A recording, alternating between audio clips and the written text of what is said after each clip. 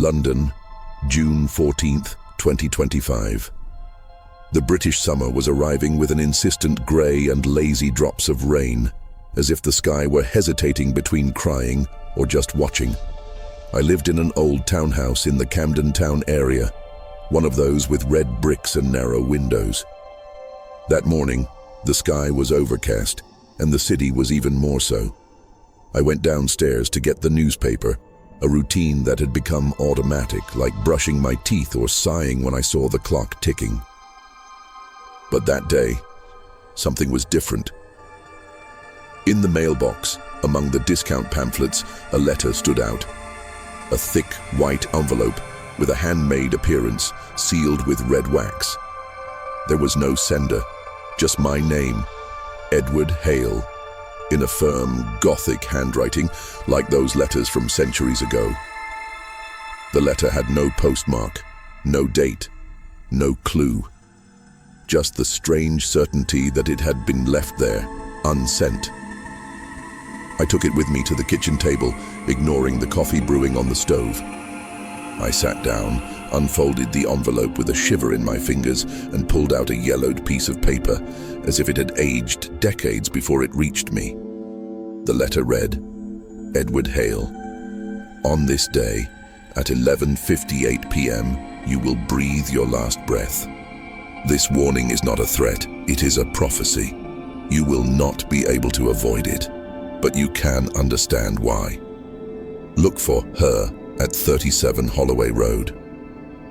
My first reaction was to laugh, nervous of course. Like someone who hears a joke about their own death and pretends not to be shaken. But the tone of the letter, the strange choice of words, the lack of logic, all of it pulled me away from rationality. The clock read 9:24 a.m. According to the warning, I had only 14 hours and 34 minutes to live. I decided it was best not to tell anyone, at least not yet. I didn't want to be hospitalized for paranormal anxiety attacks. But there was something about the message that compelled me. Something that wouldn't let me ignore it. Number 37. Holloway Road was real, and it was about a 30-minute tube ride away. Something inside me said, go, and I did. At noon, the sky remained overcast, but without rain. I arrived at 37 Holloway Road, a low, poorly maintained building between a second-hand bookshop and an antiques shop. No sign, no sign.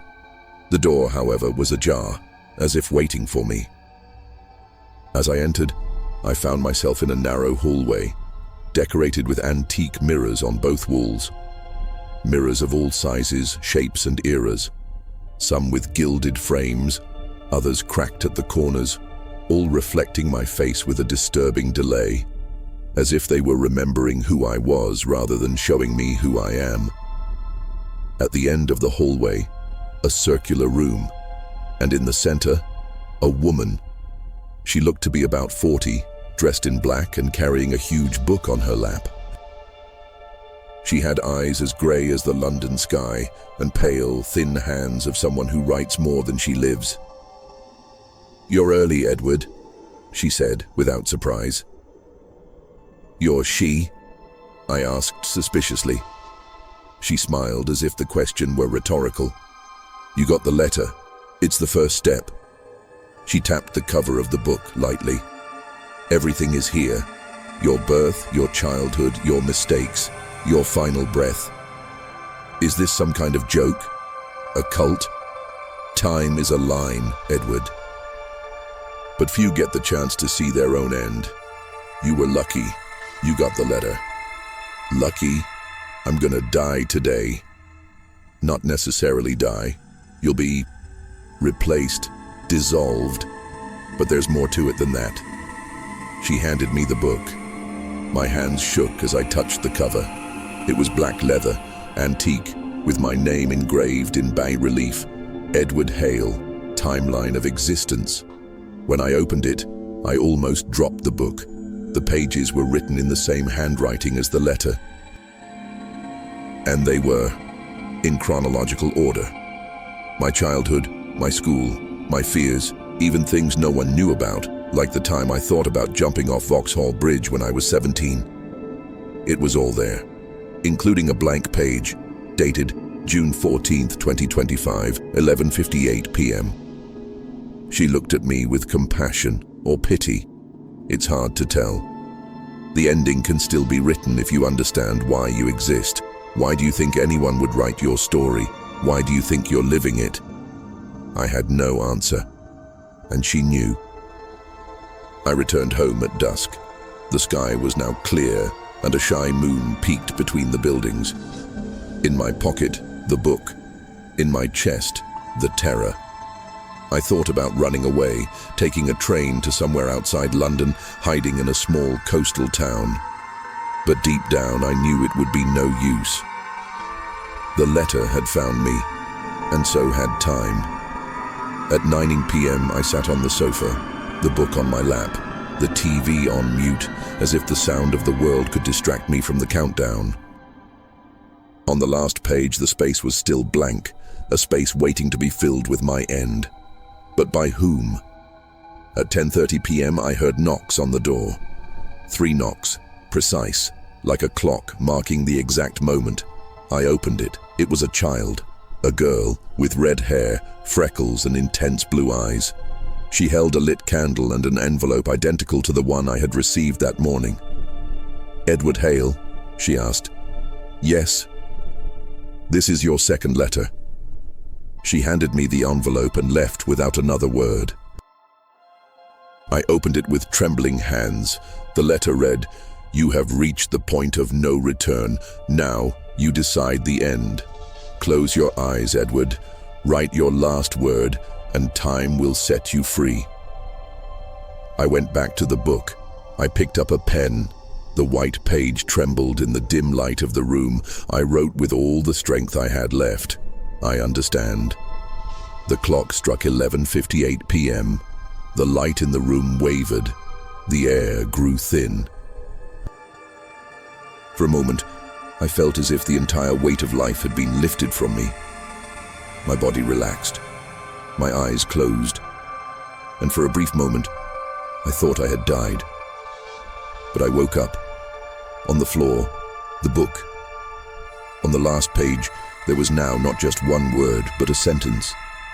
Edward Hale was reborn in his own truth. The man who ignored his essence died. The one who understood his own time was born. From that day on, my life changed. I was never the same. As if I had died. And maybe I had. Not literally, but symbolically. The letter predicted my last breath as the man I was, and showed me that life only truly begins when you write it with awareness. The next morning, I woke up with the impression that I had lived 2 separate dreams. An ordinary one, with coffee and newspapers, and an impossible one, with prophetic letters, a woman who read the weather, and a book that described my life with terrifying precision. But the book was there, on the bedside table, real, heavy, and with my name still on the cover. I flipped through the pages. Something had changed. The section that had previously ended in blank now stretched on. Paragraphs described moments that I was still living. One passage in particular made me freeze. At 9:47 a.m. the next day, Edward Hale will feel himself being watched, and he will be being watched. I glanced at the clock. 9:45 a.m. I stood up slowly, each step heavier than the last. I walked to the window. Camden Town looked the same as ever. Cars speeding by, young people with colorful hair heading to the vinyl stores, the smell of curry wafting from the street market. But then, there he was, a man, standing across the street. He was wearing a gray overcoat, a classic hat, and sunglasses. He was watching me. There was no disguise whatsoever. It was as if he knew I knew he was there. I ran down the stairs, determined to confront him. When I opened the front door, he was gone. I went back inside with a lump in my throat. It was clear now that my life had changed course. The normal rules of reality no longer applied in the same way. There were people who knew about the book. There were forces behind that letter. I picked up the book and wrote on the last page, "Who is watching me?" I waited. The page remained still for a few seconds. Then the words began to form themselves, as if an invisible hand were writing on the paper. The order. They are watching because you have passed the point of no return. You are now a loose variable, and you must choose a side. That afternoon, I decided to return to 37 Holloway Road. Maybe the woman was still there. Maybe there were answers. But when I arrived, I found the property empty, completely abandoned, doors locked, windows dusty. I looked through the crack in the curtain. The circular room was gone. In its place, stacked boxes and cobwebs. I asked the owner of the antique shop next door, "Excuse me, how long has this building been empty?" He frowned. "Since the beginning of the pandemic, 2020. The council sealed the place after a woman died inside alone. They say she was a mystic or something like that. Why?" Fun fact. I went home even more disturbed. Had the book predicted this? I leafed through the pages again and found another line. "You still don't understand what time is. You need to go to Baker Street, basement of the Central Library. There you will find the door." Baker Street, library basement, the door. At 7:45 p.m. I boarded the subway. Each passenger seemed to be there for a specific role, like silent extras in a play whose play I now understood, but without yet knowing my true role. Arriving at the library, I descended to the basement using a service staircase. After an unmarked hallway, I found a room locked with a chain. Curiously, the key was on the doorframe. It was almost as if someone wanted me to enter. Behind the door was a sort of stone hall hidden beneath the city, its walls covered in ancient symbols, sundials, hourglasses, and circular diagrams that looked like maps of time. And in the center, a figure waited.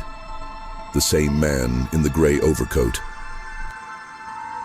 Now without sunglasses, completely white eyes, without pupils. "Edward Hale," he said in a voice that seemed to come from every corner of the room at once.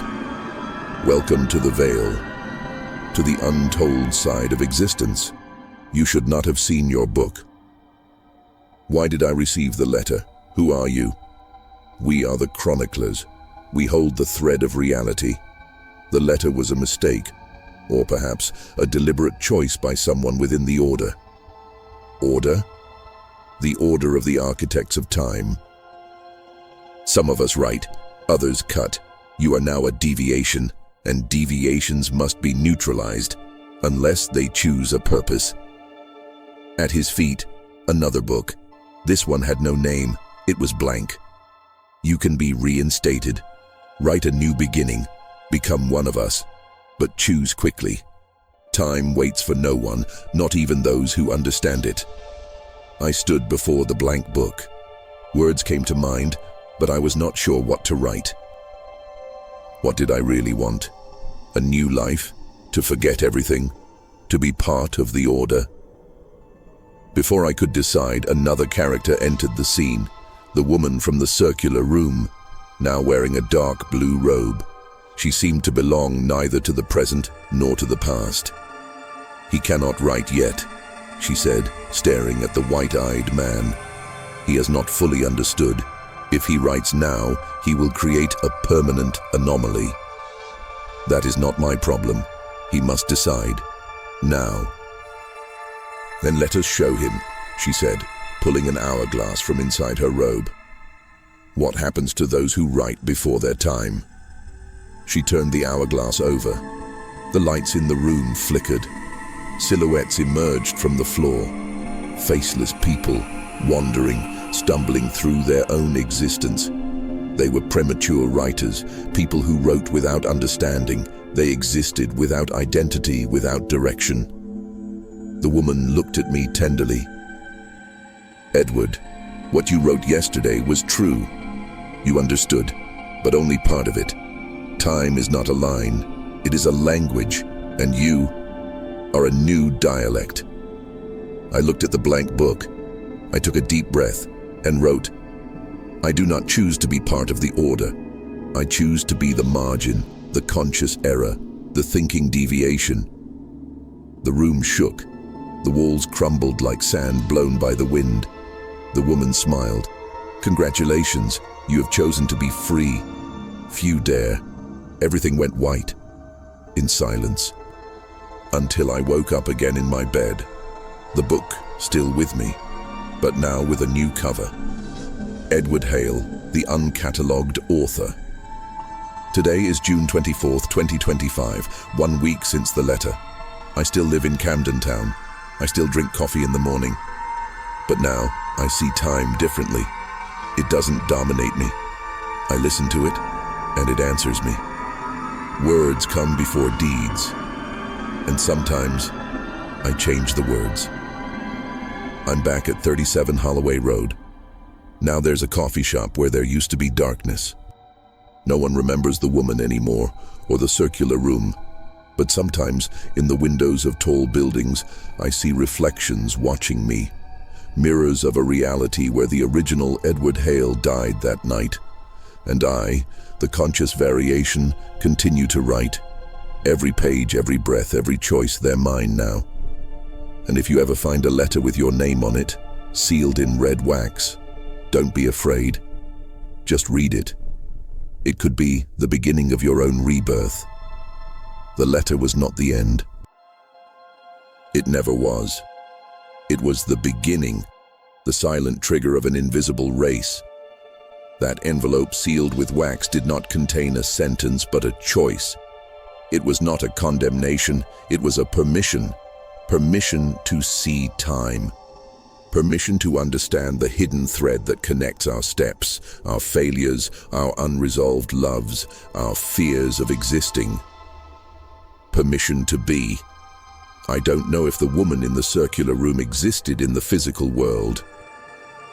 Maybe she was a projection of something bigger, of time trying to speak to me in the only way I could understand, with words, with books, with stories. Maybe that man with white eyes was my reflection, the part of me that wanted to obey, to follow the rules, to be written instead of writing. But what I know, with all certainty, is that there are forces that watch us. They are present when we choose something small, like turning left instead of right. When we hesitate before telling the truth. When we silence a tear or allow a laugh. Time is a language, and now I understand it. The letter with my name on it predicted my last breath, yes, but not in the way I feared. It predicted the last breath of Edward Hale, who passively accepted the world, who pretended to be alive while hiding in predictable routines. On the night of June 14th, 2025, I breathed my last breath as an observer. Since then, I write. Not just words. I write to myself. I reinvent myself every morning. I redo mistakes like someone rewriting a crooked paragraph. I learned that there is no final truth, only untold versions. The book is still with me, now with hundreds of pages filled by my own hand. But there are other blank pages. There always will be, because life is not a closed volume. It is a series in constant editing. And if you are reading this now, perhaps your letter is on its way. Or maybe it has already arrived, but you hid it in some drawer. Ignore your fear. Open it. Read it with courage. Because the most terrifying thing is not knowing the day of your death. It is realizing that you have never really lived. But when you read your letter, you understand. The death of the old is the birth of the eternal. And the eternal is you.